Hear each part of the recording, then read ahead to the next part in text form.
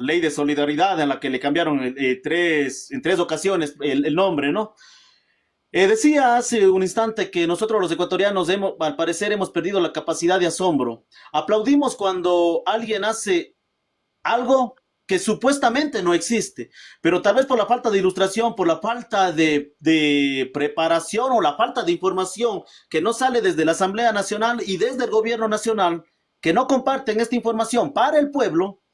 Entonces, y esto lo digo entre comillas, porque las leyes están ahí. La persona que quiere saber simplemente va y investiga, constata y contrasta la información. Pero llegar a este punto de aprobar una ley que ya está aprobada en el artículo 228 de la Constitución y en el Código de la Niñez y de la Adolescencia, al momento que se dice de la famosa tabla de derogación de la tabla del umbral de consumo.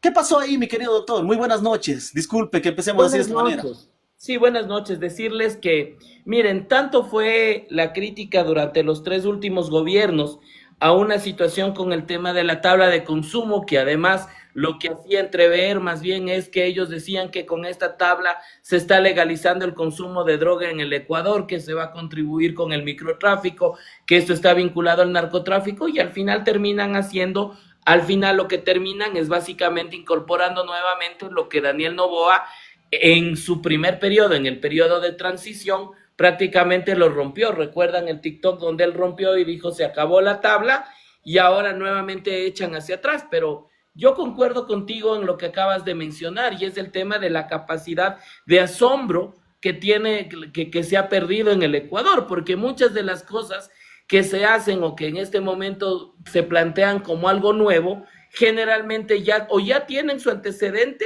o ya se hizo y se retiró, o simple y sencillamente no es nada nuevo. Mira, yo todavía tengo que revisar en este momento, no lo he hecho por las actividades que realizo, no lo he hecho todavía, pero yo sí quisiera, por decirte, revisar de esa famosa lista de 45 países que van a necesitar visa, cuántos países nuevos o cuántos países no se les solicitaba visa y ahora se lo vuelve a hacer, porque no vaya a ser que esa tabla, esa lista, también sean países a los que ya se les pedía visa y que ahora lo quieren plantear como algo innovador. Pero mira, ese tipo de cosas tenemos lamentablemente en el Ecuador. Acababa de ver, por ejemplo, el tema de Progen, que hoy anunció la vocera de gobierno el dar por terminado los contratos de Progen unilateralmente y lo hace o sea, lo hace prácticamente sin sonrojarse, sin ruborizarse, pero nada nos dice por qué no lo hizo antes, porque esto tuvo cuestionamientos dentro de la campaña electoral. Entonces asistimos a una consolidación de un modelo neoliberal que se sustenta en una campaña de comunicación política, de comunicación en redes, que digamos logra hasta cierto punto capitalizar, si se lo podría decir, si se lo podría decir así, logra capitalizar la memoria frágil que tienen los ecuatorianos para ponerte algunos temas que ya fueron gestionados. Recordarás también lo mismo pasó con el tema del anuncio de la cárcel que iba a construir y que Guillermo Lazo le dijo, hey, era la cárcel del encuentro que yo inicié la planificación y construcción. Entonces, este estado líquido de la política nos tiene prácticamente así, es decir, es un reencauche de todo lo hecho con una nueva etiqueta, que es la etiqueta de ADN, pretendiendo como logros lo que ya sabíamos que tenían que hacer, ¿no? Exacto. Eh, Como decías, se pierde la capacidad de asombro y los ecuatorianos nos hemos quedado prácticamente simplemente con narrativas, ¿no? Yo siempre me paso preguntando y quisiera así y que toda la gente se, perdón un ratito. Mm, A ver, aquí, listo, dejemos acá. Ya, que a pesar de que las leyes están allí, ¿qué hacer, señor asambleísta, para que la gente se eduque, para poder, que la gente sepa cuáles son las normas, para que no permita que les vuelvan a tomar el pelo. Porque al parecer Daniel Noboa, así con punto y seña, al parecer Daniel Noboa piensa o sabe que está gobernando para una ola de ignorantes. Porque esto simplemente, ¿qué es? Gasto de recursos, condonación de deuda a otros, prácticamente hacia ellos mismos, hacia sus grupos prioritarios, como son los empresarios, las industrias grandes que no pagan impuestos, a las cuales en esta ley, entre comillas, de solidaridad, se ha llegado al punto de decir que se les va a condonar hasta el 30% de impuestos, simplemente si es que estas empresas empiezan a dar dádivas. O sea, estamos pidiendo caridad nosotros a las empresas, a las grandes industrias del país, en vez de pedir que simplemente cumplan con sus obligaciones, las cuales son cumplir con pagar los impuestos. Mira, a ver, yo creo que uno de los temas que hay que entenderle dentro de esto o que hay que hacer es básicamente cambiar la cultura política.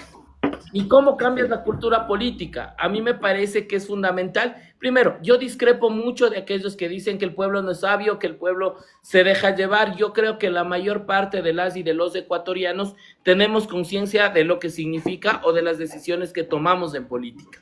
Pero me parece que uno de los elementos fundamentales que se han tomado, espérame un ratito, solo le arreglo, ya. No se preocupe, siga, por favor. Ahí estoy.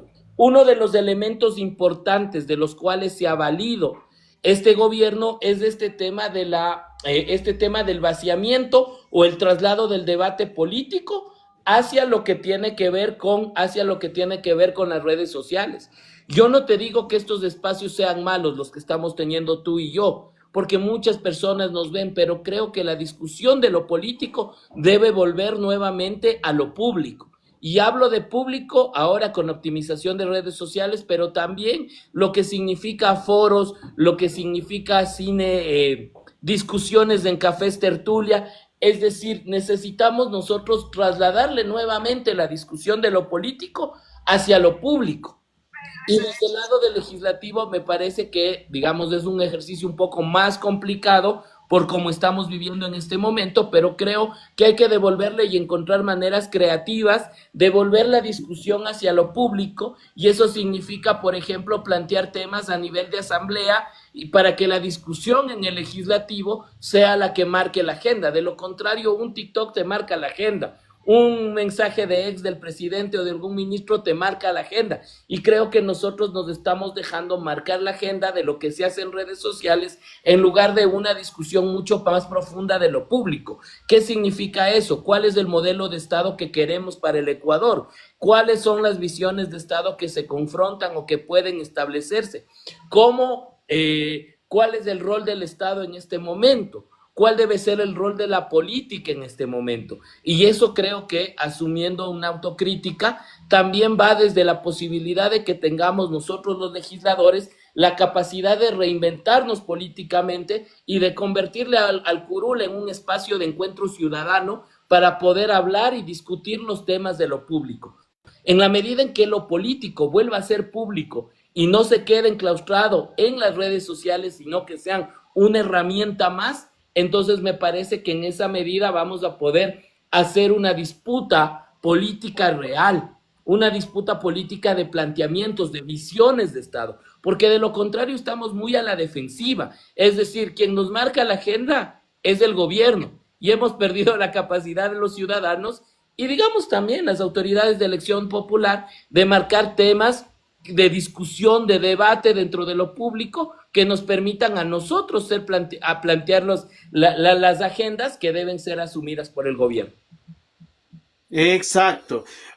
Muy bien, su punto de vista es lo que normalmente cada ciudadano necesitaría que se lo diga, ¿no? Pero antes normalmente se lo hacía con el famoso de puerta a puerta, o cuando los medios de comunicación no optaban o no actuaban como partidistas políticos, ¿no? Entonces, si todos los medios de comunicación ya ganan la narrativa, claro, si siempre guiados desde la pauta, ya llegan a ganar la narrativa y teniendo nosotros representantes en la Asamblea Nacional a los cuales ni siquiera se les da el uso de la palabra, que tienen que llevar megáfonos para poder llamar la atención y decir, mira, nosotros pertenecemos a un parlamento al cual el pueblo nos eligió y parlamentares debatir, pues, ¿no?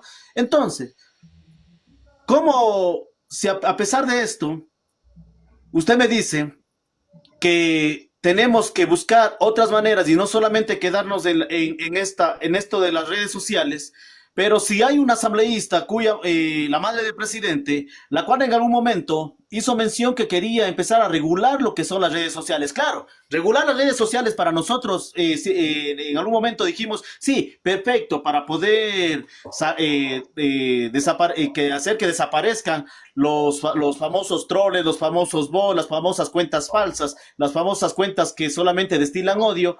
Pero si empiezan a controlar a las personas que intentamos hacer opinión política o empiezan a perseguir o a censurar a los medios de comunicación o medios de comunicación digitales que están buscando la verdad, porque los medios de comunicación hegemónicos como los tradicionales, los que ya sabemos de hegemónicos no tienen absolutamente nada, pero para usted, a pesar de esto, ¿cree que se pueda llegar en algún momento al raciocinio del ecuatoriano? Así de esta, si siempre nos gana la narrativa y no poder nosotros contrarrestar, y sin poder nosotros contrarrestar lo que está sucediendo. Mira, hay un artículo que hace unas 3 semanas publicó Franklin Ramírez y René Ramírez para la Universidad Autónoma de México. Y creo que un poco lo que él decía era lo adecuado. Dice, la izquierda a ver, ¿cómo lo explico? La izquierda se encierra en dos paradigmas de los que no ha logrado salir. El primero, lo que te decía, que la agenda la marca la derecha y finalmente nosotros estamos a la defensiva respondiendo. Y decía, y la segunda es la incapacidad que tiene en este momento la izquierda de entender y conectar con las necesidades de la gente. ¿Por qué? Porque al final, dice, terminan muy teóricos y poco prácticos. Y yo creo que en un momento donde la política se ha desideologizado, es decir, ahora no tienes un tema de una política por ideología, la mayor parte de jóvenes y la mayor parte de gente lo que busca es el pragmatismo político. Yo creo que el reto es cómo desde la práctica las organizaciones políticas de izquierda pueden comenzar a conectar con las organizaciones sociales, reivindicar desde ahí causas y que estas causas se conviertan en frenos o en contrapesos al gobierno. Te pongo un ejemplo claro. El día de hoy tuve una reunión, por ejemplo, con la Asociación de Apicultores de Cotopaxi por una ley que quiere promover la prevención, el cuidado y también la comercialización de todo lo que significa las abejas y sus productos. Entender ese mundo de cómo este sector agrícola, si le puedes llamar, no sé si agrícola, ganadero, pero digamos, este sector productivo de los ecuatorianos tiene necesidades y cómo esas necesidades pueden traducirse en un proyecto de ley que permita al apicultor soñar con exportar miel de calidad hacia el extranjero y generar fuentes de trabajo. Si tú te identificas con el sector laboral o con el sector de los trabajadores, que ahora están con problemas porque los sindicatos cooptados por el gobierno han dado un escenario o una panorámica distinta a la que existe aquí, a la Organización Internacional del Trabajo en cuanto tiene que ver a negociación colectiva sectorial. Y entonces logras meterte dentro de ello y encajar, que son jóvenes de 20, 25 años que tienen un estudio jurídico encargado de representar a los trabajadores, de luchar ante la OIT de los trabajadores. Me parece que desde esas dinámicas tú logras encontrar espacios desde donde, acompañando la lucha, puedes establecer también modelos de Estado que te dicen, mira, si llegas a este modelo de Estado, esto que estamos haciendo va a ser continuo y te va a garantizar sostenibilidad. Entonces transmutas precisamente desde la lógica de lo individual hacia la lógica de lo colectivo. Y me parece que ese repensar en esas alternativas es lo que nos debe a nosotros en este momento alimentar para poder encontrar un nuevo nicho de reivindicación de la izquierda. Exacto, muy bien este plano de juntarse con organizaciones políticas, no políticas, con organizaciones sociales, es muy bueno porque así me evito la pregunta de qué en realidad es la verdadera izquierda de nuestro país, la cual hoy en día nos ha dejado prácticamente atónitos a cada uno que votamos, que dimos un voto de apoyo, un voto para poder salvar a nuestro país, y muchos asambleístas tanto de Pachacuti como uno que otro de la RC, han desistido prácticamente de ese sueño que teníamos nosotros como ecuatorianos. Ahora, pasemos de esto, mi querido asambleísta, al plano de Progen, el punto que usted lo tocó hace unos minutos. Carolina Jaramillo, hoy en la mañana, la nueva vocera del gobierno nacional, decía que iban a finalizar el contrato, a dar de baja el contrato por falta de Progen. Progen ha sido incumplida prácticamente, ha incumplido durante 7 meses porque los generadores que debía haberlos instalado era para el mes de noviembre, si es que no me equivoco, y han pasado 7 meses y recientemente se dan cuenta de que no cumplen con ninguna norma ni de calidad, ni tampoco tienen una infraestructura como para brindar servicios adecuados a un estado, como es el estado ecuatoriano. Asimismo, la Inés Manzano, la encargada, no, ahora ya ministra de Energía, decía que también iban a dar de baja este mismo contrato, pero el día jueves de la semana anterior, Progen se anticipó a esto, de que podían llevar a cortes internacionales, al famoso arbitraje internacional, del cual Ecuador en estos momentos está excluido porque en la consulta de abril del 2024, el Ecuador le dijo no al arbitraje internacional, pero Progen advirtió que iba a llevar a una demanda internacional a través del arbitraje. ¿Qué pasa con eso? Mira, yo creo que lo de Progen es básicamente la consolidación un ejemplo de la consolidación del Estado neoliberal, de un Estado básicamente que parte con la teoría del Estado mínimo y que la mayor parte de sectores estratégicos, petroleros, todo tiene que ser administrado por privados. El problema es que los privados no son eficientes y finalmente encuentras problemas de corrupción en la contratación pública. Y estos temas que estás planteando en este momento es básicamente, entre comillas, el negocio que tienen básicamente estas empresas que siempre ponen sus famosas cláusulas de arbitraje para que cuando les voten prácticamente irse llevando recursos. Y creo que eso ya es parte de una teoría o de una lógica neoliberal.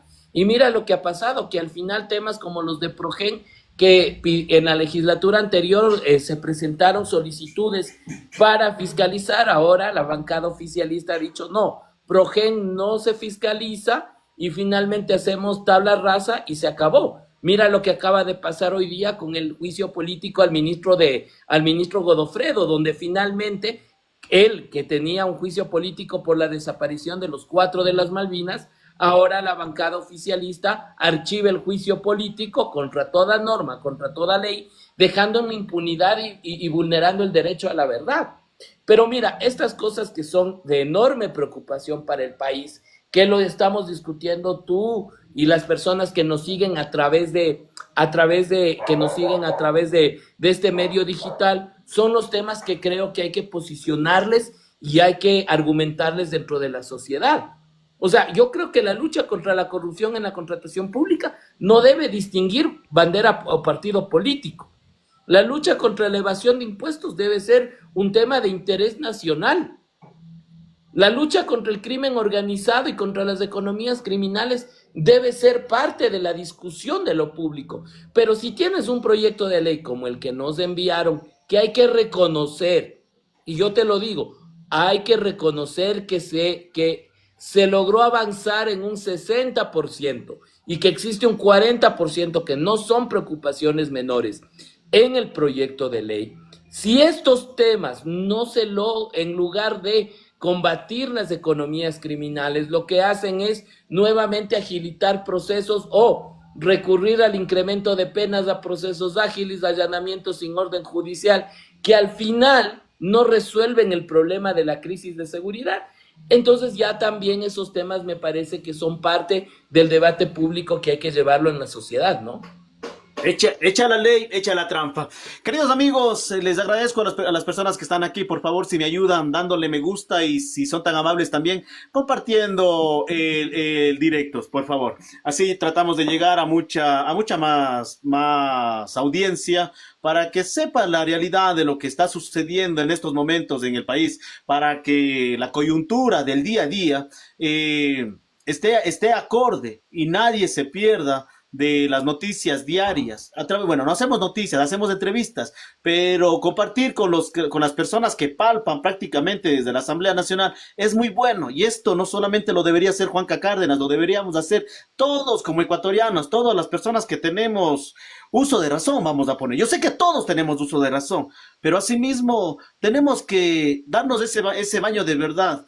Porque el país se está cayendo en peso, el país simplemente se está hundiendo. Todos los días amanecemos con un fondo nuevo. Y eso, amigos, no podemos perder de verdad la capacidad de asombro. Acá me decía mi querido amigo, el doctor Luis Fernando Molina, que una cosa es predicar, otra cuestión es realizar las cuestiones. Recuerdo que Sócrates decía esto, ellos solamente, hablando de filosofía antigua, simplemente predicaban, filosofaban a través de pensamiento, pero vino Carlos Marx y les dio esta idea de poner en práctica el pensamiento, ¿verdad? Entonces, si nosotros como ecuatorianos, en algún momento, a través de la vulneración de derechos que usted me acaba de hablar, que a Giancarlo Lofredo le acaban de levantar, suspenderle prácticamente el juicio político a través de los 4 muchachos de las Malvinas, que es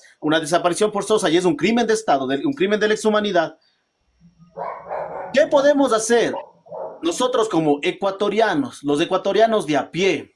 Los que prácticamente estamos indefensos en este momento, a pesar de que estén diciéndonos que se están aprobando una ley y se aprueba otra a favor y en beneficio de los ecuatorianos, de cual para los que sabemos leer entre líneas, lo vemos que es falso, porque justicia a la carta. Pensamos que cuando salió de Ana Salazar hace 15 días, pensamos que esto iba nuevamente a tomar un rumbo bueno, pero a la post creo que nos quedamos peor. ¿Así mismo o peor prácticamente? Es que mira, mientras no haya un cambio estructural en la administración de justicia, en Fiscalía General del Estado y en las instituciones, valga la redundancia, del Estado, no vas a tener un cambio. Albert Einstein decía, resulta imposible que tú sigas el mismo procedimiento y busques otro resultado. Digamos en términos matemáticos, porque la matemática es exacta, pero acá es lo mismo, o sea, vas a repetir el mismo resultado si es que no existen cambios institucionales, y los 3 últimos gobiernos lamentablemente lo que menos han tenido son cambios estructurales dentro de lo que tiene que ver con la institucionalidad del país. Y ese realmente es un problema que le afecta al Ecuador en este momento. Mira, vamos un gobierno de casi 2 años, ya ponle 2 años o un poquito más, ya. Un gobierno que ya comenzó siendo de transición y ahora fue electo con los cuestionamientos electorales de 4 años. Pero los problemas de inseguridad no han cambiado. Todavía seguimos con índices altos de muertes violentas. Le acaban de asesinar el día de ayer en Quito, en plena 6 de diciembre, y por tete, me parece, a un rapero, a un músico ecuatoriano. Todavía en nuestras calles, todavía en las tiendas, tú sales a los barrios populares, tú sales a las ciudades y a las 6 de la tarde está cerrado porque la gente tiene miedo de la extorsión. Entonces era lo que nosotros discutíamos o lo que yo planteaba la semana anterior. En realidad, estábamos discutiendo una ley económica urgente, pero decía, a ver, ¿el problema es de ley o el problema es de política pública? Porque si el problema es de ley, reformemos la ley en 30 días, en 60 días, y estoy totalmente de acuerdo con que se modifique la ley como tenga que modificarse. Pero si el problema es una política pública, la política pública le corresponde al gobierno central. Y si el gobierno central no ha pensado en si el gobierno central no ha pensado en una política de seguridad integral, preventiva, reparatoria, punitiva, en los tres aspectos, finalmente tienes la realidad que tienes ahora en este momento. Ahora, el qué hacer, mira, yo sé que la lucha es desgastante, y te confieso que para nosotros los legisladores también, a veces uno llega con toda la carga a la casa y llega como un Quijote, cansado de pelear y dar batalla, pero al final la realidad no cambia. Pero en esos espacios de reflexión nocturna que uno puede tener, mira, en esos espacios yo, por ejemplo, reconozco y a veces me alimento del ejemplo de Pedro Restrepo. Mira cuántos años duró la lucha de Pedro, que ahora lo sigue su hija, ¿no es cierto? Pedro falleció finalmente con un cáncer, además producto del deterioro de salud permanente, después de haber perdido a sus hijos, de no saber qué pasó, de haber perdido a su esposa, que también en la lucha enfermó. Pero mira lo que significa la resistencia y el activismo en derechos humanos de Pedro Restrepo. Mira la resistencia de los padres de familia de los 42 estudiantes normalistas de Ayotzinapa en México, que perdieron a sus hijos en el 2014 y tuvo que llegar López Obrador en el 2018 para armar una comisión de la verdad. Entonces, ¿por qué te digo esto? Porque aunque suene utópico, aunque suene desgastante, la política no es una carrera de velocidad, es una carrera de resistencia. Y la resistencia se hace precisamente lo que a mí me decía una amiga senadora mexicana, ex senadora mexicana que ahora es parte del gabinete de Claudia, me decía: la capacidad de la persona de izquierda es la capacidad de caerse, levantarse y reinventarse. Porque siempre la izquierda tiene una capacidad de reinventarse, de encontrar una nueva forma de hacer política para desde esa forma nueva de hacer política volver reinventado nuevamente a insistir en los planteamientos de lo que significa justicia social, de lo que significa un estado de bienestar. Imagínate si nosotros en este momento bajamos los hombros y me pongo en el ejemplo de López Obrador. A López Obrador lo desaforaron, es decir, le quitaron los derechos políticos en el 2002. Le robaron las elecciones muy parecidos a los de ahora en el 2006. Le robaron las elecciones en el 2013. Tuvo un preinfarto después de haber perdido las elecciones porque allá igual se llevaron a pedazos. Peña Nieto se llevó todo el sector eléctrico al sector privado. Y López Obrador tuvo que esperar al 2018 para reivindicar y seguir construyendo base social para llegar a ser gobierno. Entonces yo creo que el reto que tenemos nosotros es reinventarnos, encontrar estos espacios y a partir de estos espacios lograr nosotros tener una construcción de un tejido social que nos permita llegar en mejores condiciones a las próximas elecciones. Y yo sé que eso va a sonar utópico porque también es parte de la autocrítica de nuestra organización política. En el tema de la selección adecuada de los cuadros que pudieran tener. Y ese es el segundo aspecto, quizás el menos popular, que yo quiero topar, en el sentido de que a todos los partidos políticos, incluyendo a mi organización política, nos hace falta dos palabras: formación política. Nos hace falta escuela, porque en el Ecuador los partidos políticos se han convertido los partidos políticos en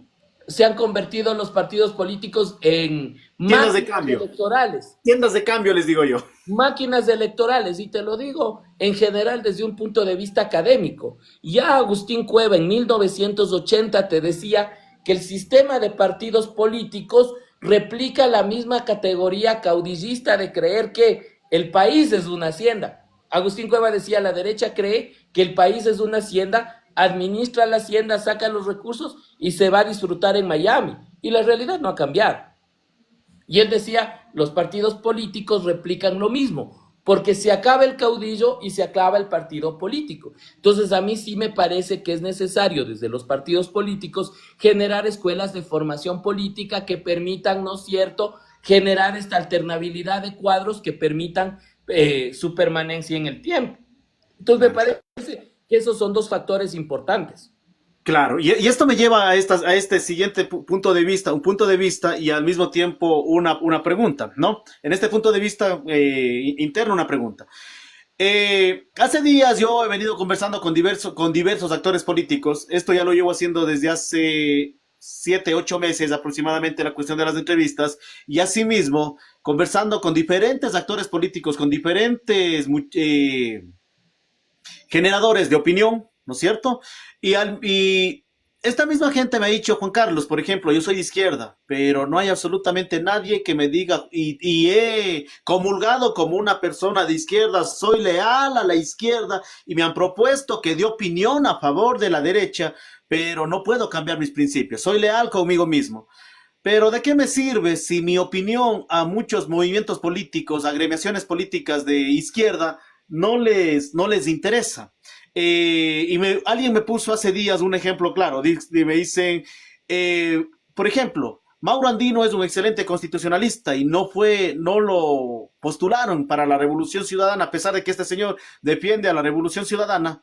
No permitieron que corra por la Revolución Ciudadana, pero sí permitieron que corra, por ejemplo, Sergio. Yo sé que a usted esto no le concierne, pero sí permitieron que corra una persona que en algún momento habló muy mal de la Revolución Ciudadana, habló pestes de la izquierda, del movimiento en sí, como Sergio Peña, y al mismo tiempo, cuando empezó a dar simplemente opiniones, a aparecer con postulaciones de izquierda, lo tomaron en cuenta. Y entonces, a través de las redes sociales, uno se da cuenta que hay cualquier cantidad de conocimiento, y esto es sí para las izquierdas, que hay una fuga de talento político al cual las izquierdas no le ponen atención, no le ponen atención. Entonces, conversé el día viernes con una muchacha que hace contenido en redes sociales político, psicóloga, y hace contenido a través de sarcasmo, y me decía que la Revolución Ciudadana, todos los movimientos de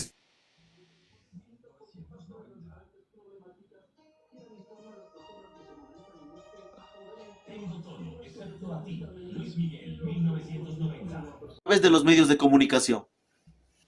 Mira, yo creo que yo te lo acabo de decir, una de la deuda de todos los sistemas, de todos los partidos políticos del Ecuador, sí, pero yo digamos, reivindicando un poco el tema de la izquierda, es la ausencia de un proceso de formación de cuadros, y eso hay que admitirlo como una autocrítica, porque finalmente los procesos de transición o de transformación social durante los 10 años de la Revolución Ciudadana, es que también, digamos, mira, a veces yo digo, existe una ausencia en el tema de formación política para el tema de la selección de los cuadros. Pero por el otro lado también te digo, mira, equilibremos un poco también.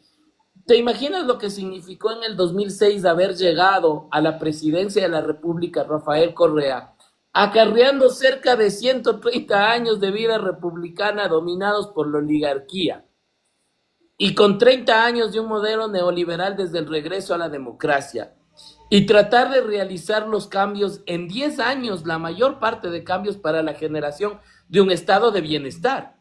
Entonces, digamos, eso hace que a veces abandones la organización política, que es un error, y te lances a la transformación. Pero yo creo que crítica y autocríticamente, si algo le faltó a la Revolución Ciudadana, es tener la mística de no abandonar la organización política, de no abandonar el partido, porque el partido es el puente entre la ciudadanía y el Estado, y eso te permite generar unas dos palabritas que son importantes: conciencia social.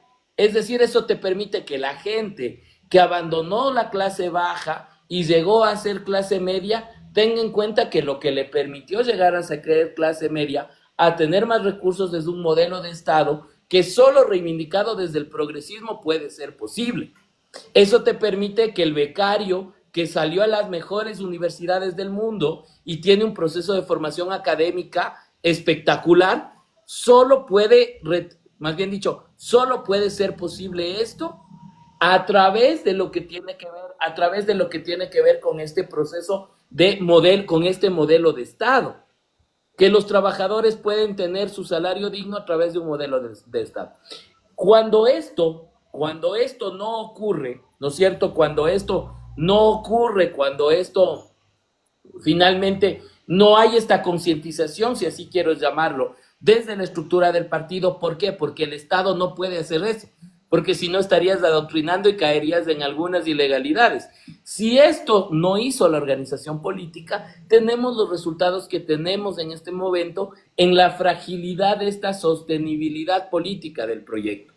Y creo que ese es un tema que autocríticamente pues lo tenemos que comenzar a hacer, lo tenemos que hacer y ahí hay que trabajar. Y yo en eso destaco lo que tú acabas de decir. No es el primer live que tengo con jóvenes, con profesionales que discuten, plantean tesis, pero que están aquí, en el mundo de las redes sociales, y con los cuales hay que entrar a conversar para iniciar procesos de formación de cuadros, porque muy probablemente son ellos los que tienen que dar en este momento, tomar la antorcha a la posta de la organización política para seguir manteniendo los postulados.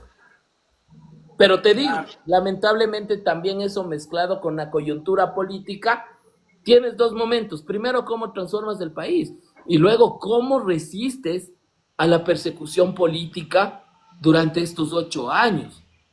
Entonces eso ha hecho difícil que la organización política pueda plantearse unas metas a mediano y largo plazo, porque tienes exiliados, tienes a Rafael sentenciado por influjo psíquico en Bélgica, lo tienes a Jorge que lo quieren por poco deportar a Estados Unidos.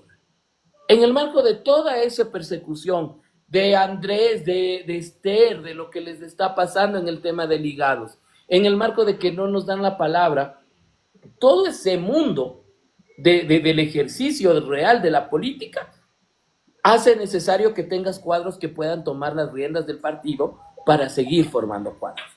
Esperemos que sea eso lo que suceda. Eso prácticamente tendría que suceder esto. Pregunta final, doctor. El día de mañana les convocaron a la Asamblea Nacional para tratar la ley